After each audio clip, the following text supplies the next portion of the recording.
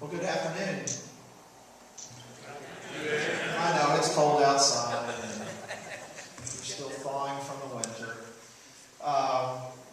It's cold inside? No, it's a little better in here. But, on behalf of the National Park Service, I'd like to welcome you all this afternoon to the Beacon Theater.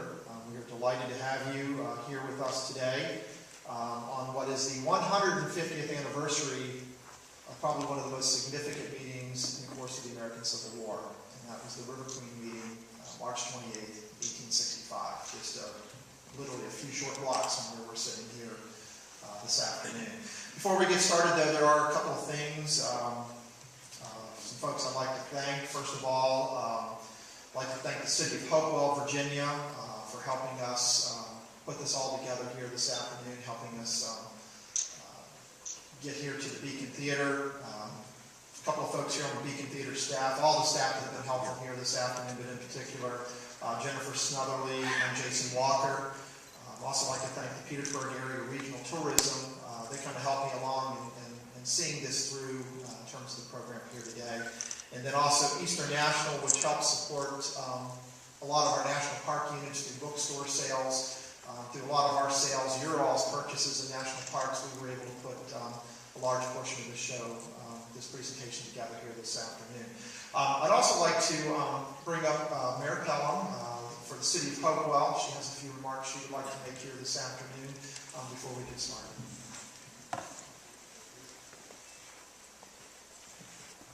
Good afternoon.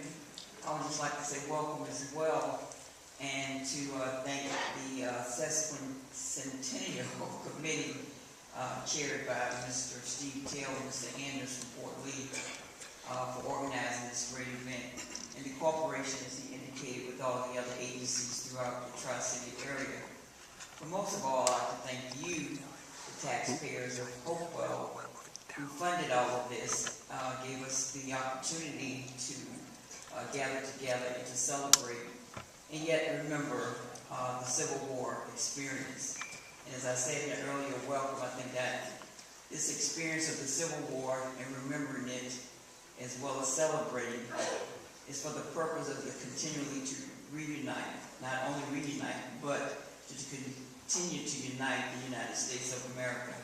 So again, thank you for joining us at this culminating event, and hopefully we all will come through it and learn something else that we may have missed in our reading. So God bless you, and thank you for coming out. Look forward to the opportunity to meet the generals in person.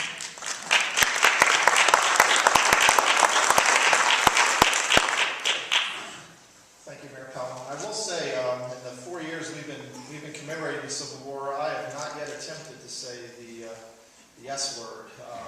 I've stuck with the 150 because usually when I'm presented with it like this, it's not going to come out. So, but to kind of echo what the mayor just said is one of the things we've really tried as the National Park Service the last 4 years, especially here at Petersburg, is we didn't want this to be just about the National Park Service putting on events. We wanted to do something with our communities here in Hopewell. Today we've actually got events going on here, obviously in Hopewell, where we are this afternoon. We're out in Dinwiddie County at Five Forks, but all throughout the last 9 months that we've been commemorating Petersburg, we've worked with the City of Petersburg, Prince George County, Dinwiddie County, the City of Hopewell, and we really wanted these events to reflect our community. But also how important and how much the war not only impacted communities here, but just so that the rest of the country can see that the significance that Hopewell, Petersburg, Dinwiddie held during the 9.5 months that the armies were here in the area. And when we thought of the event here this afternoon, and we were sitting around the table one day just talking, and I said, well, how great would it be if we could get some individuals together and recreate, unfortunately, probably one of the lesser-known events in the American Civil War. And that was the meeting here in Hopewell, in City Point, actually out on the James River, on the River Queen, which was a side rail steamer, between the President of the United States and his commanding generals.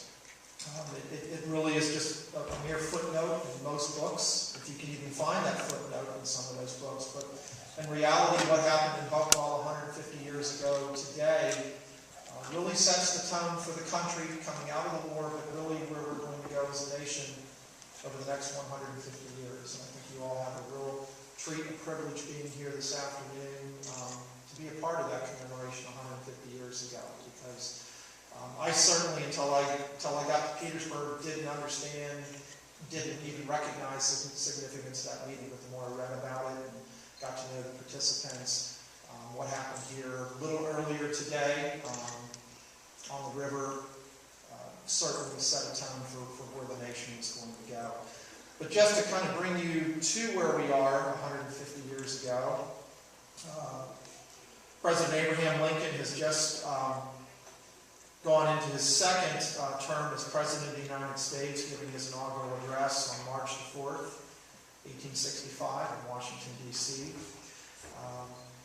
In part, he said some very famous words, which I know most of us, many of us probably in the room here this afternoon know. Part of that inaugural address, he stated, "With malice toward none, and with charity for all." Think of those words, because those simple words really set a tone for that individual here in City Point 150 years ago. Those were not just idle words that he made, those were words that he took to his heart and he carried through with during his time here on the Petersburg front. By this time, General Ulysses S. Grant, now the General-in-Chief of the United States Armies, has established a headquarters at City Point, literally just blocks down the road from where we are here this afternoon. Arriving at City Point on June 15, 1864, and it would become his command center. He's going to pursue the operations of the Union War effort from there for the next 9.5 months. President Lincoln would arrive in City Point on the evening of March 24th, arriving on the steamer, the River Queen. The River Queen, aside really from, I think, its time here in Virginia, has a very nondescript career. It was designed as a passenger boat. It was impressed into naval service during the war. Kind of suffers an inglorious end in 1911, burned to the water.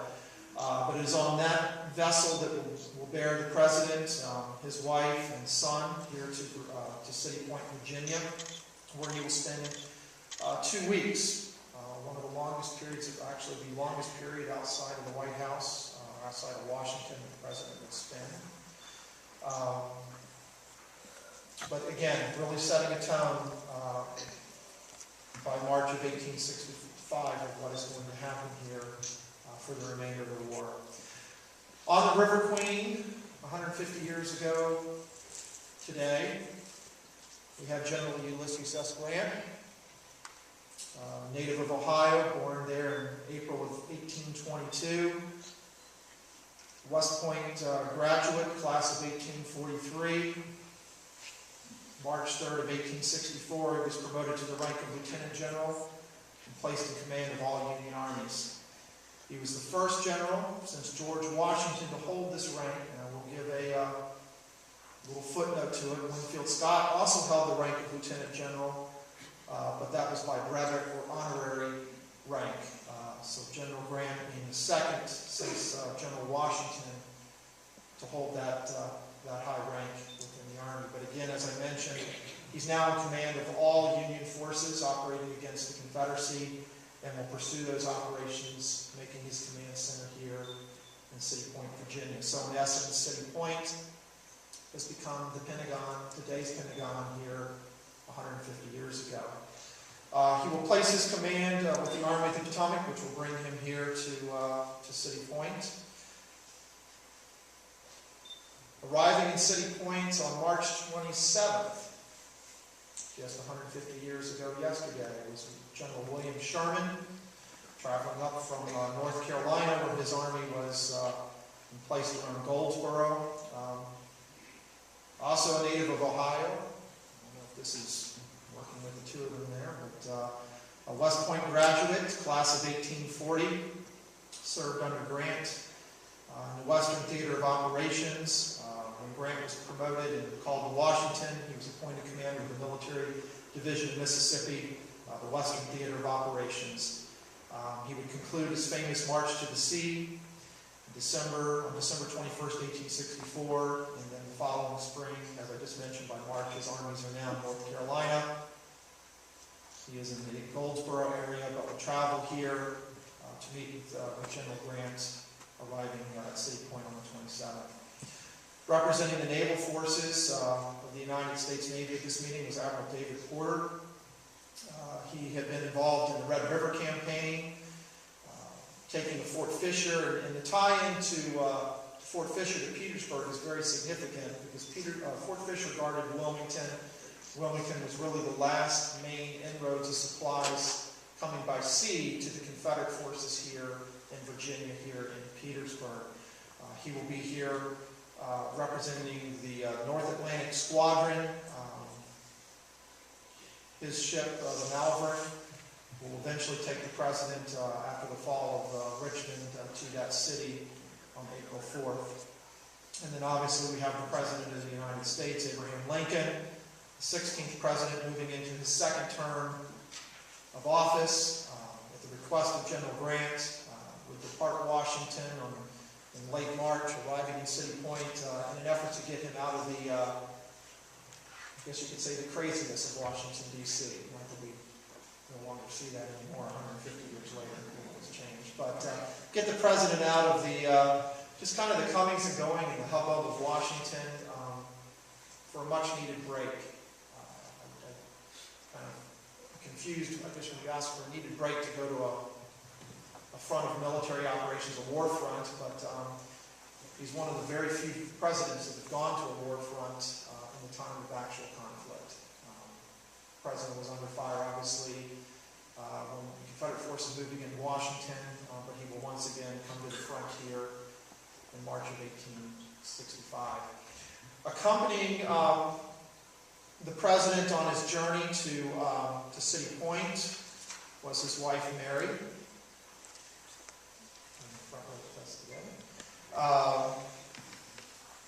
Accompanying General Grant was his wife, Julia. And then accompanying the General Sherman was his wife, Ellen. How many of you woke up this morning and said, I'm going to do something today that will change the course of history? Anyone? I certainly didn't. I got up, I got the paper, walked the dog, and then came here to Hopewell. The four individuals got up 150 years ago today. I don't know if they thought the same thing that I just asked. Were they going to do something today, 150 years, that would change the course of history? I hope you all enjoy and listen and learn here this afternoon.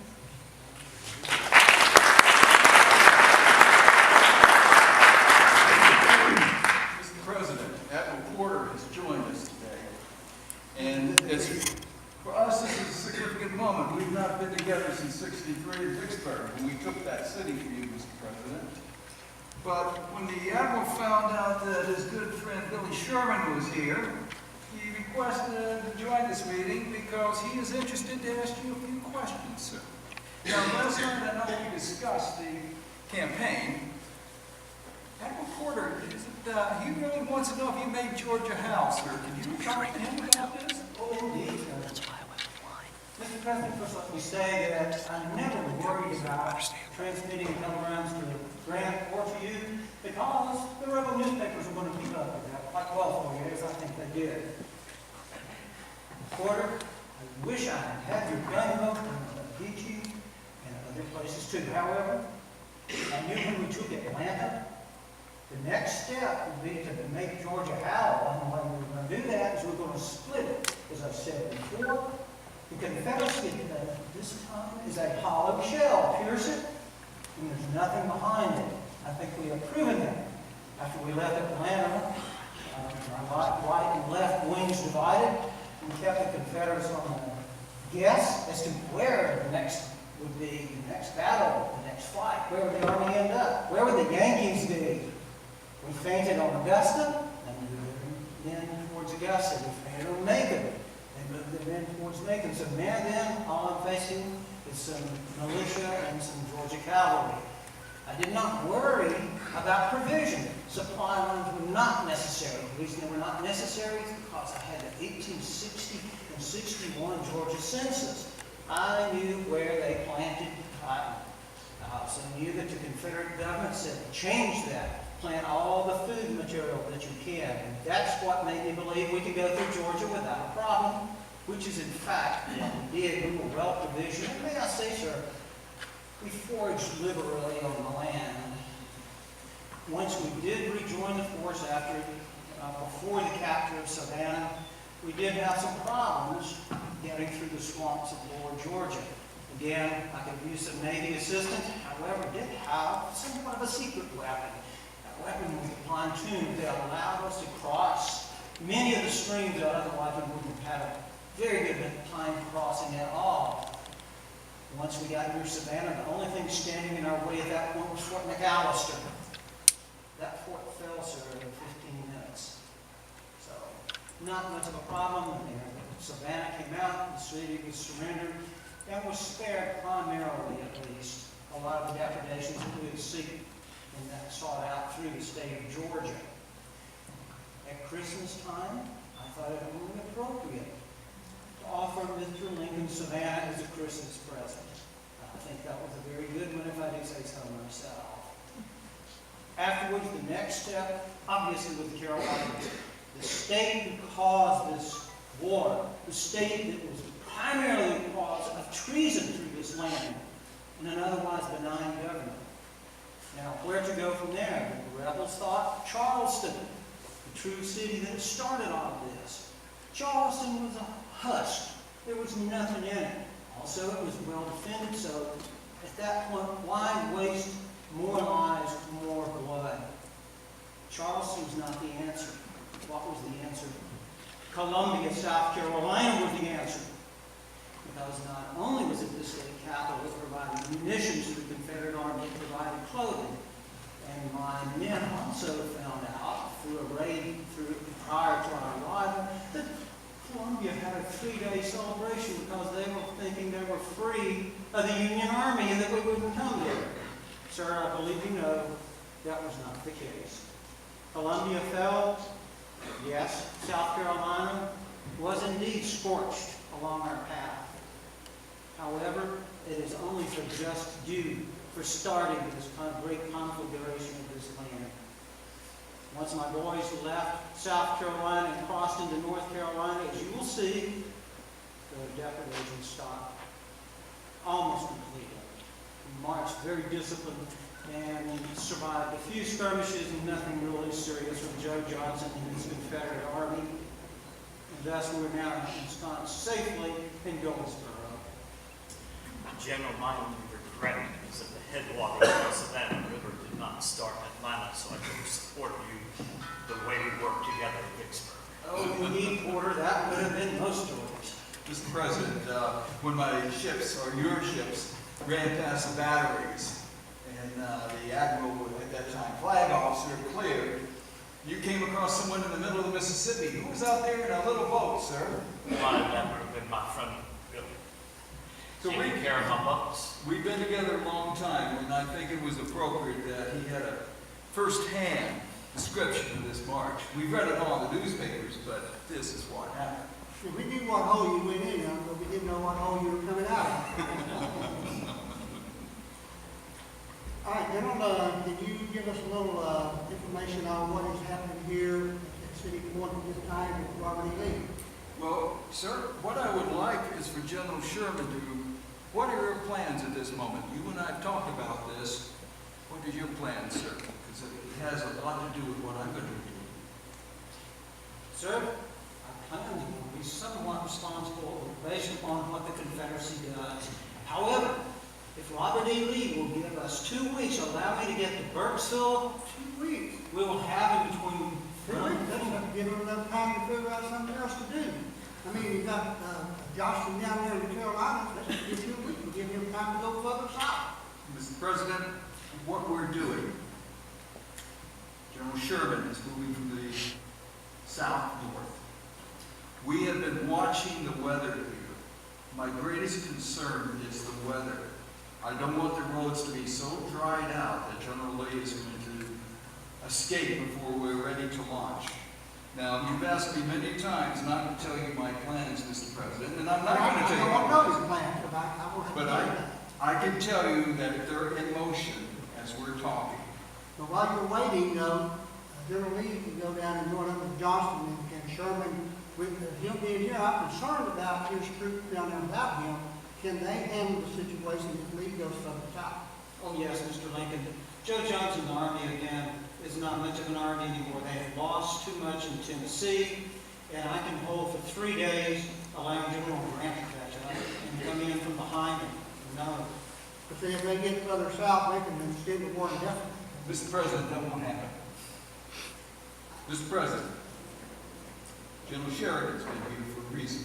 As you probably read in the newspapers, I was sending him south. That's completely false. General Sheridan is going to be my right, although he's going to be on the left side. He's going to be very key to drawing out the Confederate Army. He's going to be moving around. He's going to be moving around. Mr. President, our army now is not the same army of the draftees that we had that came in at the end of last year. They've now been trained. Our cavalry is well mounted. We have breech-loading rifles. The men are highly motivated. I intend to turn General Sheridan loose. Now, when we take moving around, and I'm not going to tell you where we're moving to, Mr. President, we're going to be moving around the flank. Hopefully, this is going to cause General Lee to start his withdrawal. At that time, I have 2 armies ready, the James and the Potomac. We're positioned to assault. I'm concerned about waiting the 2 weeks. I just feel you're giving Lee 2 weeks. Mr. President, it's not going to be 2 weeks. Very good. Mr. President, you've got to trust us. It's not going to be 2 That's weeks. why I put you in command, so I trust you. It's not going to be 2 weeks, Mr. President. We are going to be moving shortly. But as you said, you don't want to know these I don't plans. want to know the plan. Okay, because I know what you said. You're going to tell everybody in Washington, and I'm not going to have that happen. And that's what we're free to. We are going to move. Now, Sheridan's orders are to move and to seize the railroad. The Army is going to push. Now, looking at a map and looking at the rail lines, General Lee has only one option, and that's to go west. His army is stretched out and ragged. By best estimate, with the troops in Richmond and all the garrison, he has about 55,000 we figure he has. I'll be launching pretty close to 75,000. The difference is our men are well fed, our men are eager, and they sense the end. My intention, and I have told General Sherman, and I've told General Sheridan, and I will tell you, is not to engage the rear guards. My intention is to get around. I do not want Lee and any of his army to get south. I want the threat of General Sherman coming north. I want that to be over. How soon is he going to be coming north? He's going to get back and, well, Sir, I'm leaving back for Goldsboro tonight. I will be back with the Army within 24 hours. Who is in command while you're gone? John Schofield, sir, I believe you recognize the name. He's quite capable of handling the Army in my absence. I'm just concerned about while you're gone, if something like that happens. I understand. Okay. Yes, sir, we have very good camps. We're well positioned, and Schofield is in good command until I return. Very well. in addition, I've not heard yet back from Secretary of War Stanton whether or not he has approved the creation of the Army in Georgia by putting those 2 corps together. But I should have information as soon as possible, hopefully before you leave. You're going out on the... I have a bat The bat. alongside a full head of steam. She's a 750-ton hourglass steam side wheel that was built in Liverpool last year that we captured. She'll get you back there in shipshape and Bristol fashion. Thank you. Much better than the Russian. Mr. President, all these plans are in action now. And I do feel confident that you will see the fruition of our efforts shortly. I understand that, what we all agree that you're telling me the end of the war is near. But can we not get away with another big battle, but there'll be another battle. Mr. President, that's not up for General Sherman and me to decide. That's up to General Lee and General Johnston. If they want another battle, Mr. President, we have to fight them. Must there be more bloodshed? Can we not end this without another bloodbath? Again, Mr. Lincoln, that's up to the Confederates. We've had too much, something always much more, much more. My intention, as I mentioned, is to move the Army fast. To move it. We have never moved that fast. I think you've seen the frustration. I've heard it in your voice over the last years of how slow we move. We don't have the same cavalry we used to have, Mr. President. We have trained cavalry. They are going to move. It's my intention is to batter Lee's army before it gets south. I'm going to henpeck him all the way south, Mr. President. He's not going to have a moment's rest, because we are going to pursue him, we're going to try to get around him, and we're going to cut him off. And that'll be the end of any type of reinforcements going down to North Carolina. Then the only army we have left to face in the east is facing General Sherman. And I think you're more than adequate with what you've got. If you need anything else, you'll get what you want. And it will end. But, Mr. President, there will be more blood. We've already had much bloodshed already. I just wish we could figure out a way to end this without more bloodshed. Admiral Porter, perhaps you can ease the President. What is left on the coast that we have not taken? What can we do? What can the Navy do more to prevent supplies getting in from the south? Mr. President, the Anaconda is complete with the taking of Fort Fisher. And I would like to thank General Grant for responding to my request to reassign General Butler, because if he were still there, we would still be attempting to take Fort Fisher. Fort Fisher offered a different type of challenge. It was not the mortar construction that all of these other forts were. It was a sand palisade construction meant to absorb a heavy shot. And all of its 50 guns were protected by 9-foot log palisades. The initial attempt that General Butler's idea that we cooperated with was sending the Louisiana packed 215 tons of gunpowder aground to try to interrupt the structure, failed miserably. I found out later Colonel Lamb, who was in command of Fort Fisher at the time, noted that never in the history of gunpowder had so much been used to such little effect. Our first assault, Butler failed to follow through on. At that point, I spoke with General Grant. He moved additional forces our way. We rethought our targeting of the battlements and had each of our gunners train on one of their guns. By the time we started our second assault, of their 50 guns, only 2 were functional. Our 1,600 Marines and Navy men attacking from the seaside came under heavy fire, because Lamb had decided you can only defend one side of the fort, or he decided to defend the seaside. While he was doing that, 9,000 Army infantry took the fort from the other side.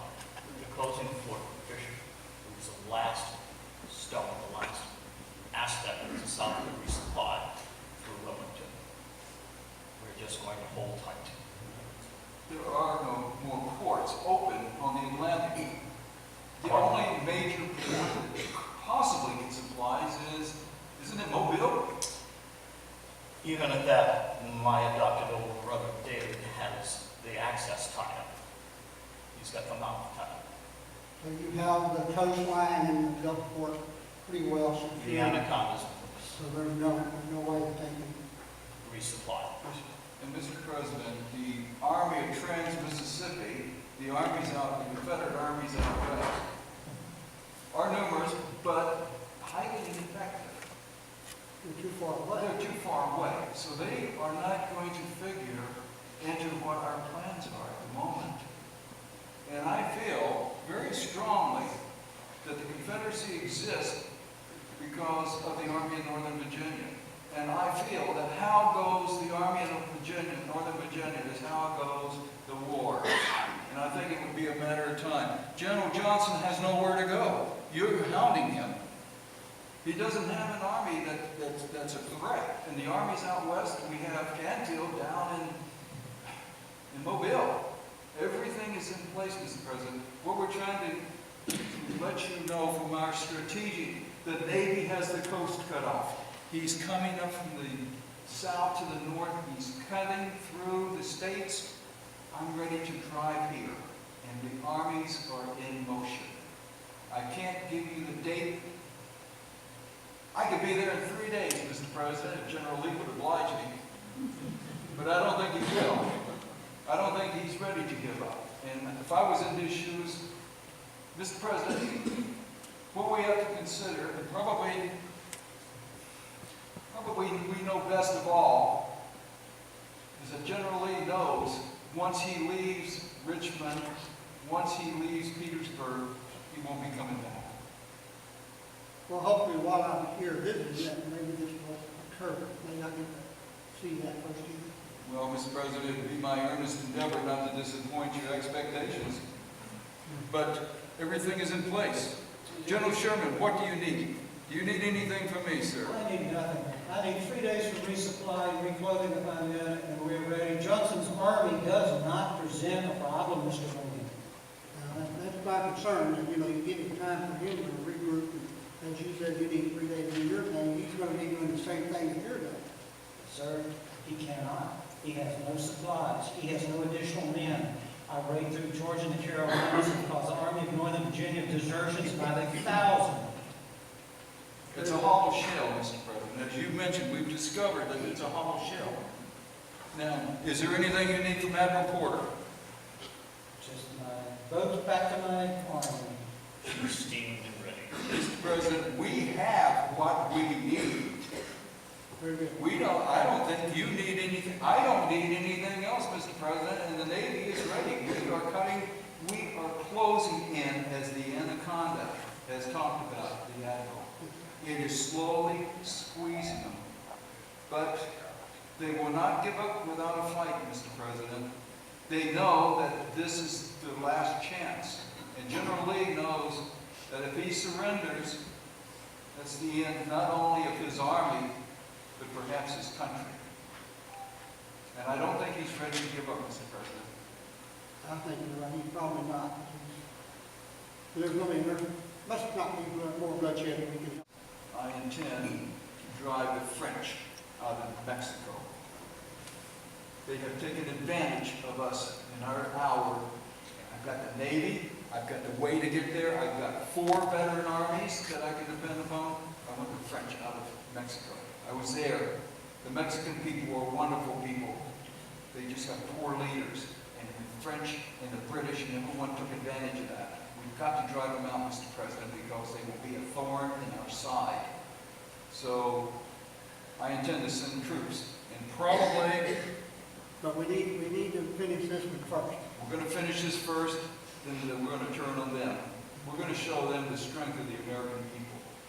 Our manifest destiny, our idea of keeping the Europeans out of this new world, we're going to follow through on that. But we're going to prove most of all that we're one country and we can handle a civil war. And we need to be one country. Absolutely, Mr. President. General Sherman, anything? I do have one question, Mr. Lincoln. What of the leaders of the Confederacy? Well, Mr. President, I see that there are refreshments at the moment. General Sherman, I know you will only have a short time with us. If you would join us in a last-minute celebration before you depart, we'll come back, and I'm sure the President will be glad to tell you, because we have some ideas that we want to share with you. And the President is, I think you'll be pleased. Very good. Very Shall we?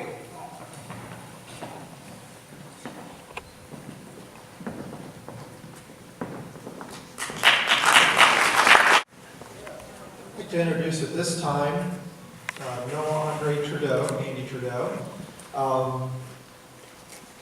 Last couple of weeks, we've corresponded quite a bit. I'd like to say we've become good friends over the last few weeks here. He's been very gracious in helping me with this event. If you're well read on the Civil War, you probably know of him. He's authored a number of very good books that have stood the test. Most notably here on Petersburg was this book, The Last Citadel, which was published late 90s. Went out of print, but fortunately for us, came back into print just about 2 months ago. It was the first book that I actually read on Petersburg that could give me something from beginning to end. And Andy remarkably did it in under 400 pages, 9.5 months siege. So it's with great pleasure this afternoon that I introduce to you Andy Trudeau.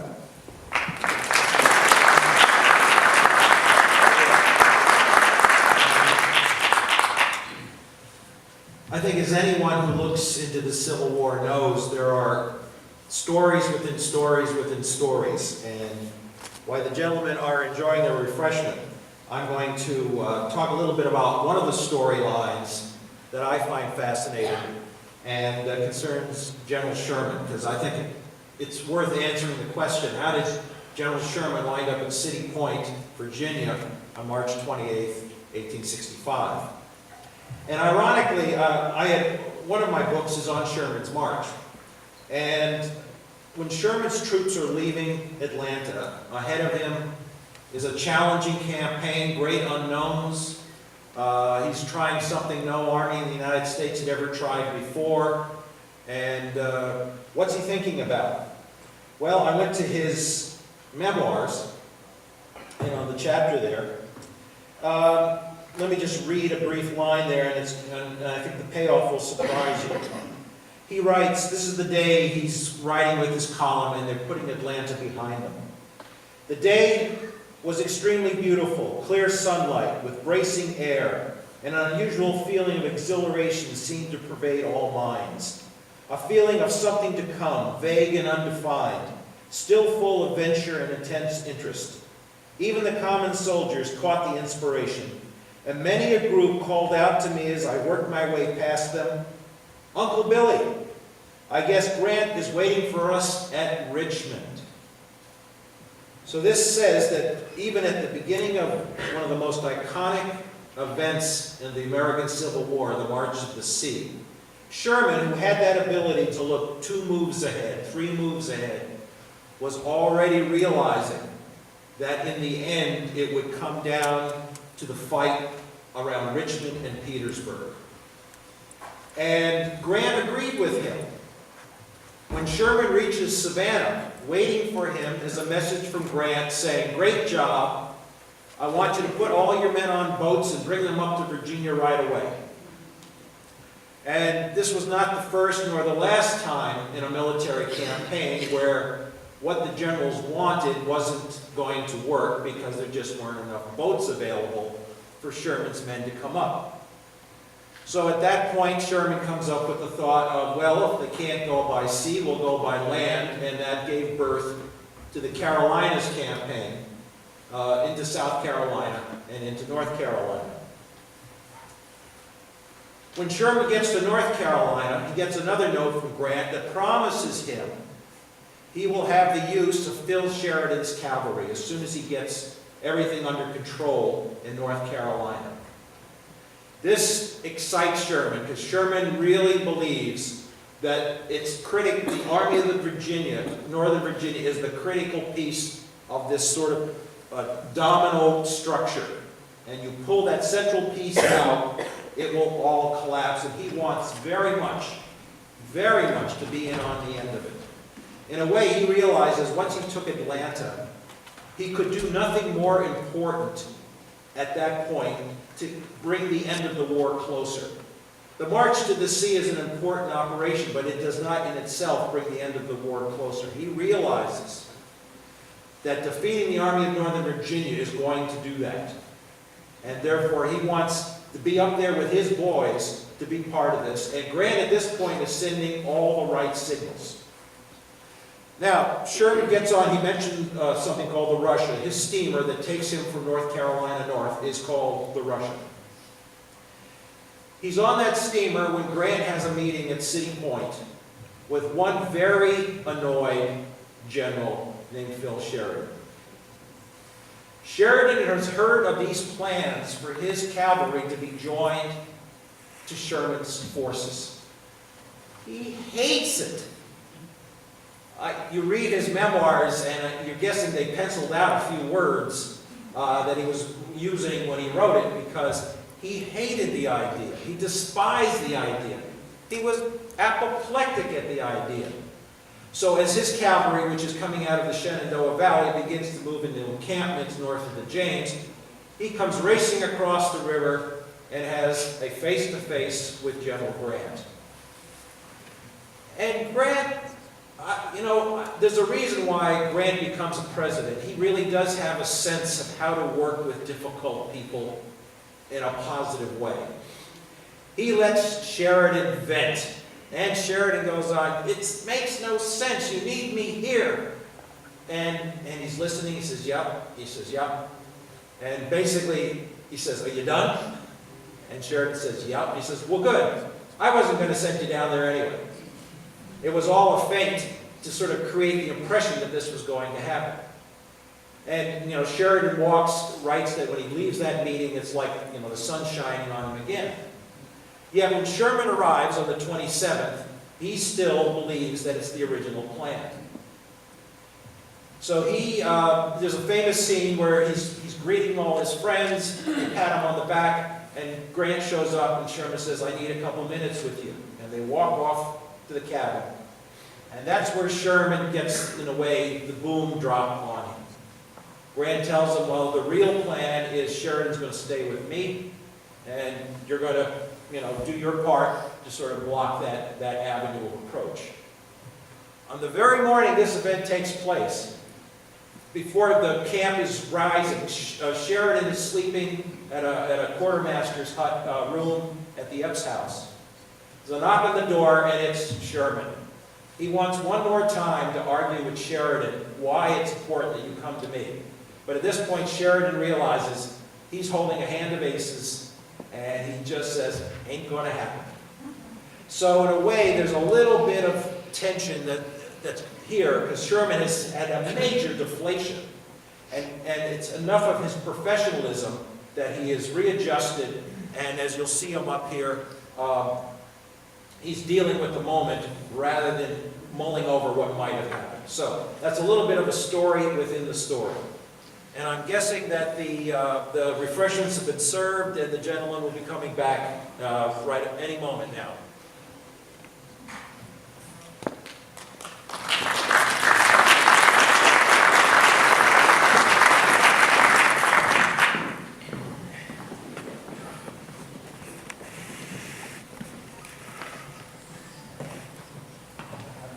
Gentlemen, we have these prisoners that you have collected over the years. How are you going to handle those? What I want is them to be returned to their homes and put back to work as quick as possible. Mr. President, I intend to offer, with your approval, the most liberal terms. It will not benefit this country to take tens of thousands of Confederate soldiers as prisoners of war, transport them to the north. The war ends, we're going to have to transport them back to the south. What I did at Vicksburg was I paroled them. A parole means that they have to go home until properly exchanged. But here's the thing, Mr. President, Change, they're never going to be exchanged because of war. There'll be no armies to exchange them for. let them surrender and go home. Let them have their horses to plow in, and like their guns and shoot crows. We want these people back to allegiance to us. But, Mr. President, they will be going home. But they will be taking an oath not to bear arms against the United States government until properly exchanged. Those that take the vow, the pledge, and we will have printed out these paroles for them to say, Mr. President, this will send them home legally with honor. But we have to get this country back together. We want everyone to honor the terms of surrender for those armies still in the field. We want amnesty for those soldiers who participated in the rebellion. We want to restore their citizenship to the Southern people. We want to make sure that they do not bear arms against us again. We want to restore the state's government. Well, I essentially have two terms, Mr. President. All officers and men surrendered are to be paroled and disqualified from taking up arms until properly exchanged. There will be no exchanges because there's no army to exchange them for. Number two, Mr. President, all arms and ammunition and supplies to be delivered up as captured property. Without arms and ammunition, without artillery, there is no rebellion, Mr. President. So we want to give, And they can go home. we want to give both armies the same terms. We want to make sure that Johnson gets the same terms that Lee got. Indeed, sir, I will do that. I think we're on the same mind here, Mr. President, and General Sherman has indicated that last night. We are not at war with the soldiers. We want them to go home. They're our American brothers. We don't want them to go home with less than, we want them to go home with dignity. Yes. I will give them the horse, I will give them anything I can, food, transportation, to get them home, Mr. President, with dignity. I don't want the festering air of defeat over them, Mr. President. I want them to go home with honor. We need to make sure that they return their allegiance to the, we want to restore this country, make it one. They're not our enemies, they're our friends. They're our brothers, Mr. President. Mr. Lincoln, what about the leaders? Now, Jeff Davis. Billy, sit down. Sit down, Billy. Well, let me tell you this story. Once there was a guy who took a total absence. And he was a visiting friend, and he had asked to take a drink. Well, on the score of his pledge, he was fine. And the friend said, how about some lemonade? And he accepted the lemonade. Friend was preparing the lemonade. He said, what is the bottle of brandy? He said, the lemonade would be more palatable if you had some shot of brandy in it. And he said, the guest said, if you could do so without unknown to me, that would be okay. So that's how I feel about that. Mr. President, let me clarify, please. The landmark vessels interdicts the ship trying to leave harbor with Davis or the other key members of the Confederacy. We're to let them sail. Did you not get the lemonade? With a little bit of brandy unknown to him? All right, sir. I'm going to pour against the brandy, trust me. As often as Always. If you recall, whenever we took Vicksburg, it was on his flagship that we celebrated with. What was it we celebrated with? Oh, at the time, I think we had found some Bordeaux that we had taken off a blockade runner. As you recall, his wine cellar is not to be overlooked. It is probably as fine as you can find in Delmonico's in New York, Mr. President. So, But I don't partake in alcohol, so I will not try that. but I do fear what's going to happen. They will leave. And it is my earnest endeavor that we will not kill any of the leaders because it will create martyrs. We don't want more hanging, we don't want more killings. We want this war to end so we can all be peaceful. We be one nation. Yes, Mr. President. I think we all understand that, and I think that's what you will find from us. We've got to, we're in position. Everything is ready. I know you've heard this for years, Mr. President. 4 years. We will do this for you. We will be My victorious. trust is in you, gentlemen.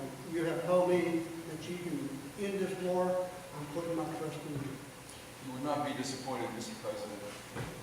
You will not be disappointed. And I dare say the next time that we get together, we'll be celebrating the end of the war and a birth, as you once mentioned, of a new nation and a new idea, because we're going to be united again. We will emerge from this, Mr. Be President. my office to protect, preserve, and defend this union. So this is what we got to do. We will grant you that, Mr. President. We will give you what you wish. We will not fail you. I know you've seen a lot of failures. We will be victorious, Mr. President. We need to end this war and all the suffering that's happened over 4 years. And I've seen a lot of stuff and I'm seeing something. We need to make sure it's over. It will be, Mr. President. And then there will be peace. We will be one nation once again.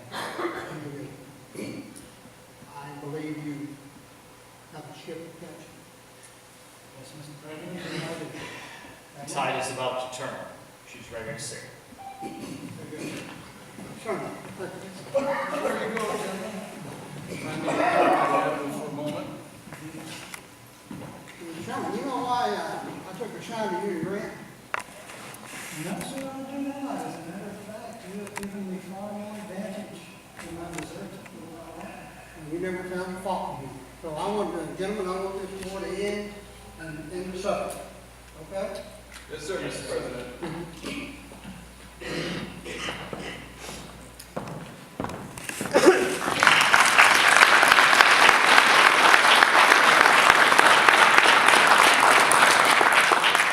I just want to do a brief coda to what you've just seen and follow the threads of the three individuals very quickly and talk a little bit about the ripple effect this has had. The most immediate effect is on Sherman. At the end of April, he has entered negotiations with the Confederate Army under Joe Johnston. They bring in General Breckinridge, who is also wears a hat as the Confederate Secretary of War.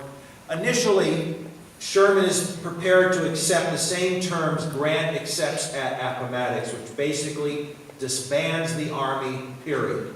The Army they're facing. Breckinridge brings a bigger proposal to really basically surrender the Confederacy.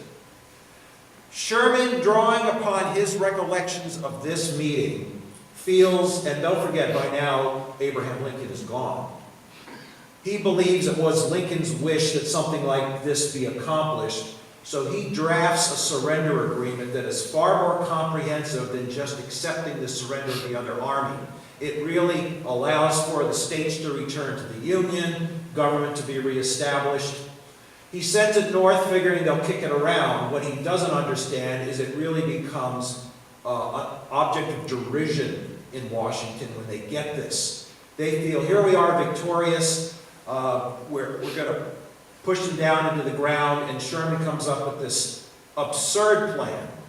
And it really scars him, and really to the end of his life, he's speaking out again and again to say he really felt he was doing only what Mr. Lincoln wanted him to do. Admiral Porter's the best friend Sherman ever had. They had been through a couple of major campaigns together where basically they had each other's back. And he spends the rest of his life in his writings. He is the most voluminous writer of this group. He produces at least 2 published memoirs of this time, an unpublished one that's at the Library of Congress, and innumerable articles.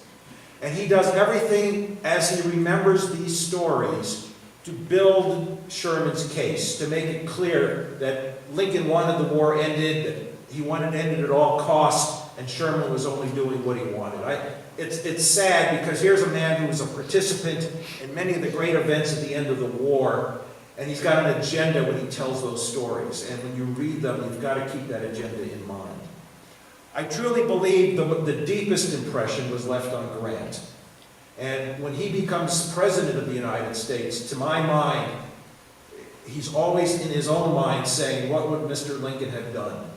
And I think he's thinking of the Lincoln legacy, the Lincoln honor, the Lincoln integrity, as he tries to be president on his own right. So, to my mind, the ripple effects of this reach well.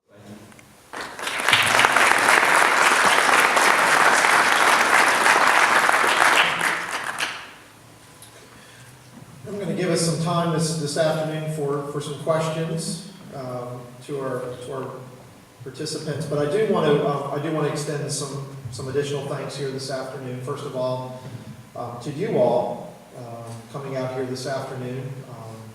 We don't do these programs to listen to ourselves.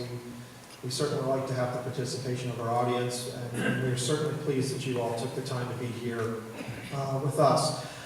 Again, Andy, thank you so much for taking some time to come down with us here this weekend. I know a lot of us have very busy schedules, but I did want to introduce our participants this afternoon, so I'm not sure where they went off this time, but they can come back out for a moment.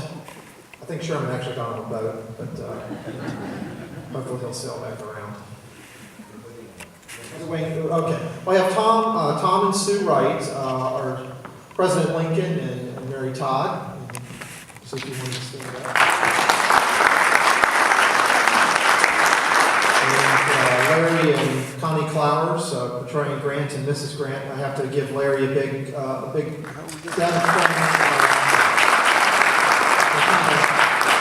kind of dumped this whole thing in Larry's lap, and he certainly ran with it and came up with the script. It's kind of interesting. We put all this together in about an hour today, if you want to believe that, because I'm in Williamsburg, Petersburg. Andy's up in Washington, D.C. I've got Tom and Sue. You guys are Tennessee. Larry and Connie are up in Pennsylvania. I've got Joe and Karen Barkley, Mr. and Mrs. Sherman. General and Mrs. Sherman. They're also in Tennessee. And then I've got Robert Poole, Admiral David Porter. He's come all the way up from New Orleans. So, coordinating all this, it was interesting to say the least. But a lot of us just felt that today just couldn't pass with it just being a mere mention at one of our programs at the park. That we felt today really stood out. The 292 days that they're at Petersburg, there's a lot that happens.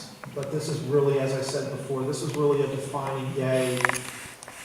Not only bringing about the end of the siege of Petersburg, Richmond, but really how the war was going to close, and really how the country was going to come out of the American Civil War. We could come out with a really hard edge. There could be a lot of bitterness. There could be a lot of animosity. But I think Lincoln, really showed this was his vision. And I think it's unfortunate that a week after he leaves Virginia and returns to Washington, D.C., that his life is going to be taken. But I do want to give us some time as a group here today. If you all have questions, we'd like you to. We want to make sure you go away knowing as much as you can about today or just about the final days of the war. So we certainly encourage you to speak up. I know public speaking is a horrid thing. They rank it number 2 behind dying, but hopefully some of you will speak up and ask some questions here today. I know I've already got one. I'm coming over to you. I'm Robert Swift, I'm the mailman in Hopewell, and I carried that area where they had the water slide. In early 1960, North Western Railroad had a big warehouse down at the bottom of Brickey Hill. And it was torn down in about 1963. Was that there in the Civil War? That's yours. Yeah, that would be mine, I guess. I think it was 100 years old anyway. The waterfront area has changed extensively. I'm not really sure which of the buildings. I mean, today we have the Epps House and the Bonnet Courthouse are two of the originals right on the point. Chris, I also think the government sold off everything they could sell. I think after the siege, yes, they They unloaded as much as they could. pieces. Yes, yeah. I mean, the railroad the military railroad was dismantled. So I would say very quickly after the siege, they're going to try to get the area back. If it wasn't there prior to the siege, they're probably dismantling They wanted to bring it back out. Yeah. Because of how hilly it was. Yes. But, That was all the way around. This is very minor, and I noticed Sherman calls the president Mr. Lincoln, and Grant says President Lincoln. What is the difference there? Andy, did you get that one? Oh, one question was that General Sherman was referring to the president as Mr. Lincoln, and General Grant was referring to him as Mr. President. Well, Is there a protocol, or? do recall that General Sherman was very knowledgeable of the president. He had met him before. He had known him since 1861, or prior to that maybe. But I had only met the president for the first time in '64. So we are more or less, we're friends. He's also my boss. And well, these two had more of a relationship. They had talked and they had met each other several times prior to me. So they were closer than I was to the president. In respect, I would call him Mr. President or Mr. Lincoln as more, Mr. Lincoln would be more of a personal note, perhaps not in a public meeting with just the two of us, because he referred to me as Mr. Grant and of course Mr. Sherman. And sometimes whenever you need to emphasize something, you might say General. I'll give you a good example. If you have children and you call them by their first name, they're usually in trouble.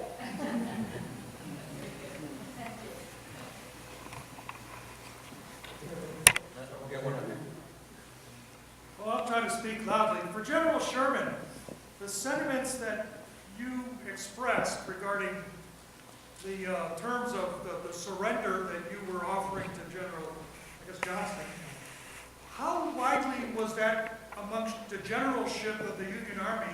Did they share these same sentiments of a lenient solution? It was quite divided among the generals. Some, of course, approved that they wanted to end the war. They had fought for 4 years.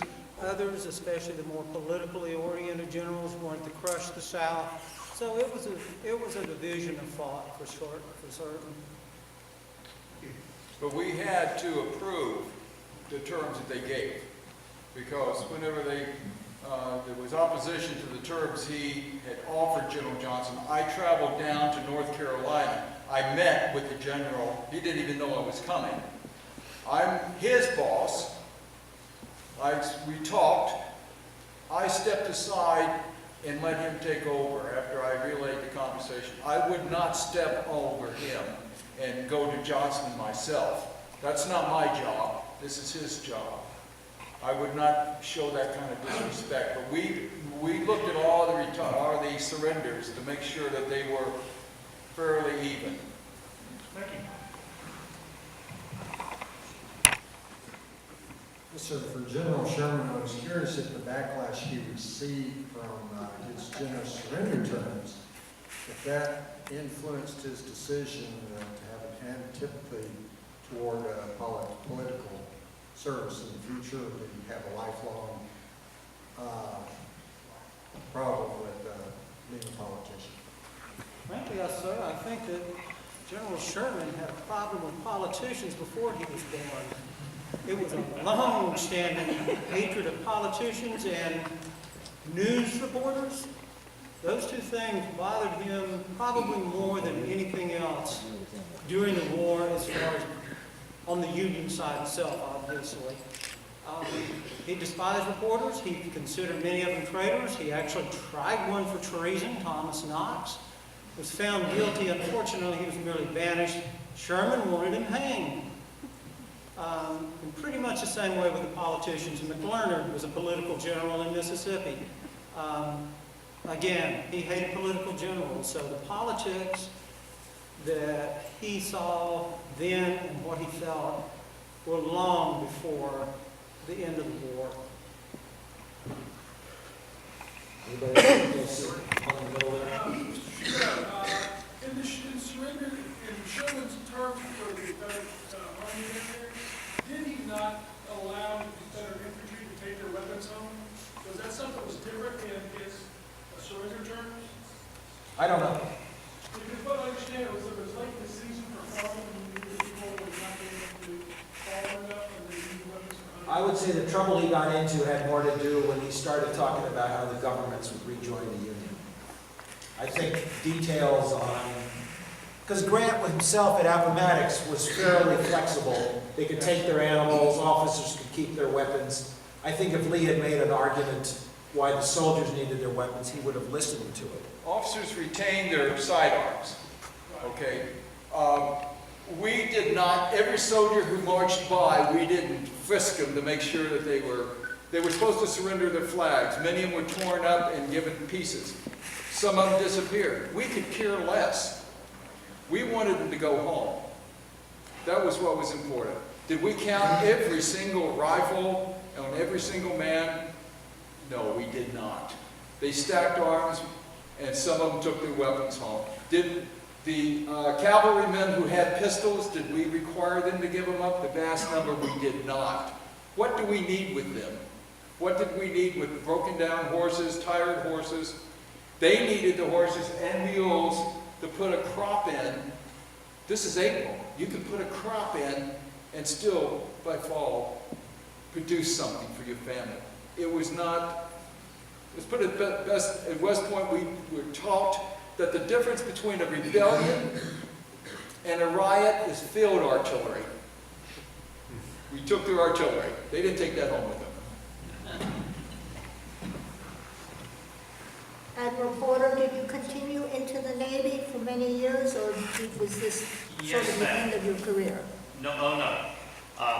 Like my older adopted brother, David Farragut, I became the second full admiral of the Navy. Right after the war, the Secretary of the Navy was concerned that I might pursue my animosity against the British for their assistance to the Confederacy and put me in charge of reestablishing the Naval Academy at Annapolis, where I continued to upgrade the professionalism of the American Navy, and later becoming the Admiral of the Navy, the second full Admiral in the history of this country. Thank you.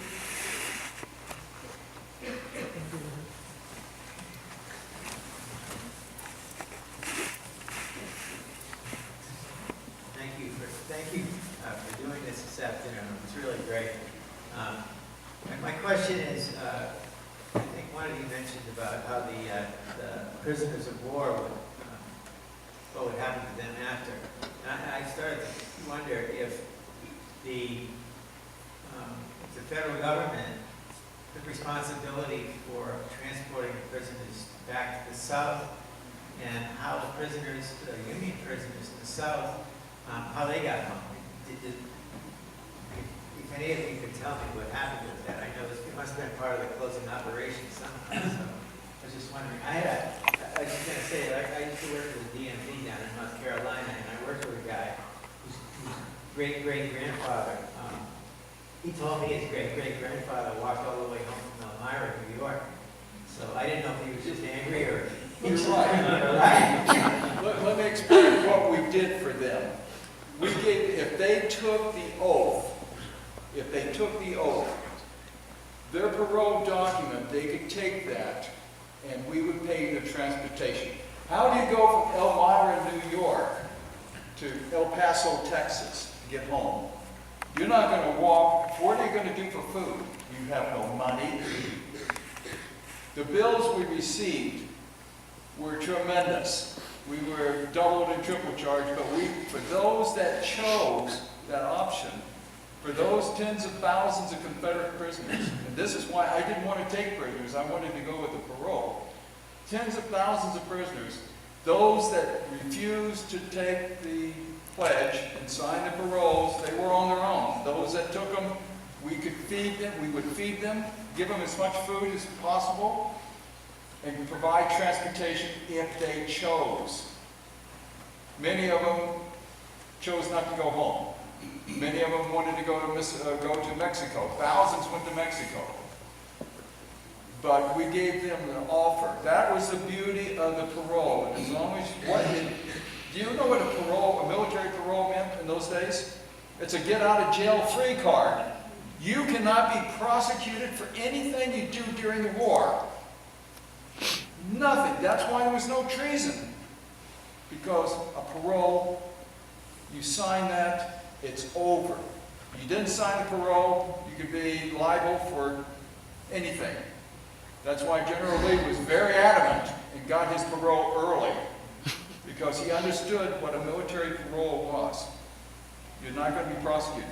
Now, after you leave Appomattox, after you leave the surrender point, if you commit a crime, then you're going to be tried for that. But what you did during the war, you're not going to be tried for. We wanted Tim to go home. How are you going to get home? Think about that. Like you said, he's going to walk. Where's he going to get the food? He's going to beg food. He's got no money. Try walking from Elmira, New York to North Carolina. It's kind of not like that movie, Cold Mountain. You're going to have a rough time. Sure, the people are going to be nice to you, but remember, you're wearing a gray uniform, and they lost a son or a relative, and they're not going to be exactly happy with you. So you're going to take advantage. If you're smart, you take advantage. Most of the time in history that I've heard, it's Lincoln that is coming down and letting the generals know what he wants done, how he wants it done, and he's the moving force.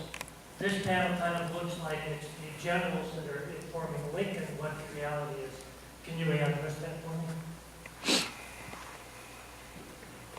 Well, we gave them the terms and things that we wanted done. We wanted amnesty and we wanted to send them home, let them have their horses ride. That was part of the restoration program, is to let these people go home in peace.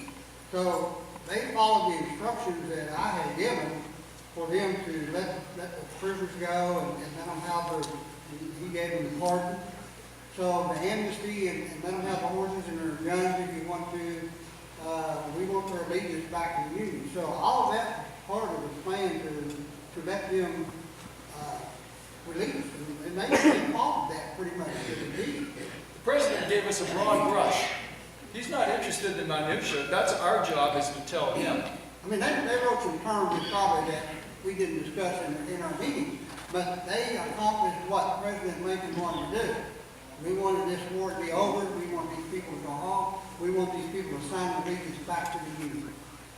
And what Grant and Sherman knew was that both armies would be defeated. The Lincoln administration would be, all its terms would be met, and the war would be over and the nation united once again. They knew that. It wasn't a matter of if, it was just simply a matter of when. And then there would be peace. So he's asking us, how are we going to do this? He needs to know the minutia now. He doesn't need to tell us, because that's not his job. He is the president, not general. Since we took over, he doesn't have to be general in chief of the armies anymore. He's got generals and admirals. Now he can be president of the United States. He's not interested in directing the movement of armies and giving a division here.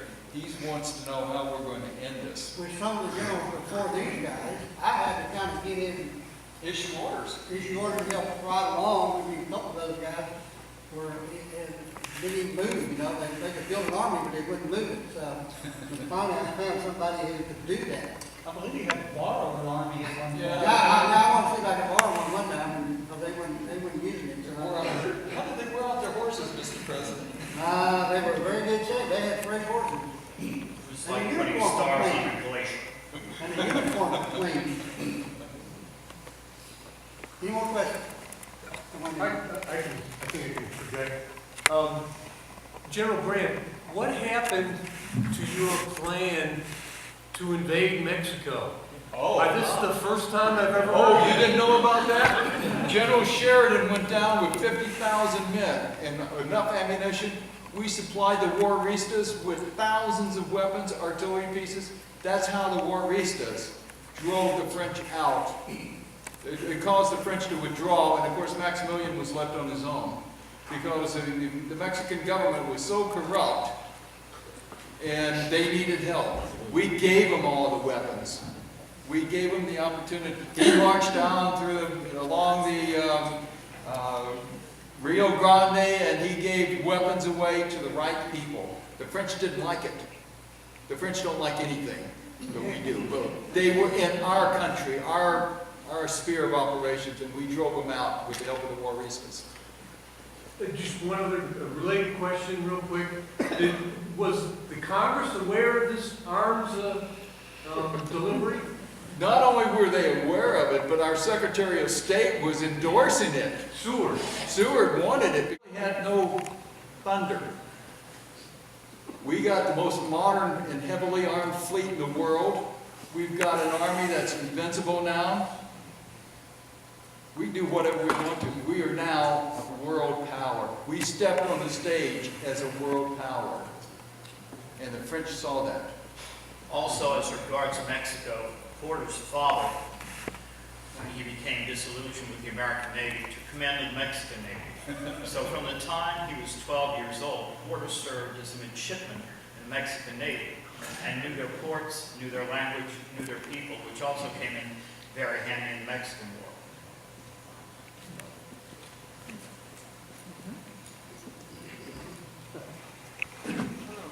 I just wondered, was there any concern that a lot of the soldiers, the Confederate soldiers, would want to continue sort of guerrilla tactics? They weren't going to accept. The question about guerrilla, yes, it did extend. And down in North Carolina, and there were isolated occasions. Missouri, you had the rise of Jesse James and all these people. But the thing about guerrillas, you suddenly turn from being patriotic for a country to something else, money.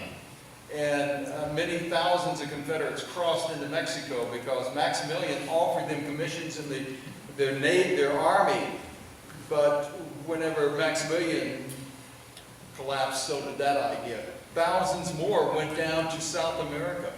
Many moved out of this country. But the guerrillas, they were there, but guerrillas have a tendency to, after a while, there's no government to fight for, there's no flag to fight for, you kind of turn into outlaws. It's not Robin Hood, trust me. They don't give you any money, they keep it for themselves. Well, again, I'd like to thank all of our participants here this afternoon. You guys have done an outstanding job, Andy, I appreciate it. One thing I ask of you all, it's a short drive, maybe go down to the waterfront this evening at City Point and look out on the James River. Just try to imagine, one, the enormity of what is there in terms of the Union war effort. City Point was arguably the busiest seaport in the world for the 9 months that the operations were ongoing here, but it's that one vessel, the River Queen, that was anchored about midway out in the river that really forged the fate of the country as to where we were going to go 150 years ago. So if you have that time this evening, I'm not saying you have to do it, I'm not going to be with you. But go there and, be able to, it's always about this, I look at it from the National Park Service standpoint, it's about sense of place. And if you came this far this afternoon, you might as well go the extra 5 blocks, 6 blocks down to the waterfront and see where it actually happened. You won't obviously see the River Queen, but I think you've got something in your mind now that if you let your imagination go a little bit, you'll have a very clear picture. This is a River Queen here. This is the River Queen up here. Yeah, it's the parlor. It's the parlor of the River Queen. And I don't want anybody to say we need a bigger boat. Yeah. This is it. But again, I want to thank the Beacon Theater. I know you guys have got a tight schedule here today, and we appreciate you working with us and the city of Hopewell. You guys really stepped up and helped us out to get into the venue. We wanted to be here in obviously Hopewell City Point for this event this afternoon. I don't think it would have gone off as well if we did it, like Richmond or Philadelphia or something like that. And Mr. President, I did want you to notice a gentleman sitting here in the third row is hat. Okay, I'm just making sure. Yeah, he's got this alter ego that he came into my office with yesterday. That I need your endorsement. But again, I want to thank all of you all this afternoon. Thanks for taking time out of your busy day to spend some time with us here today. Thank you very much.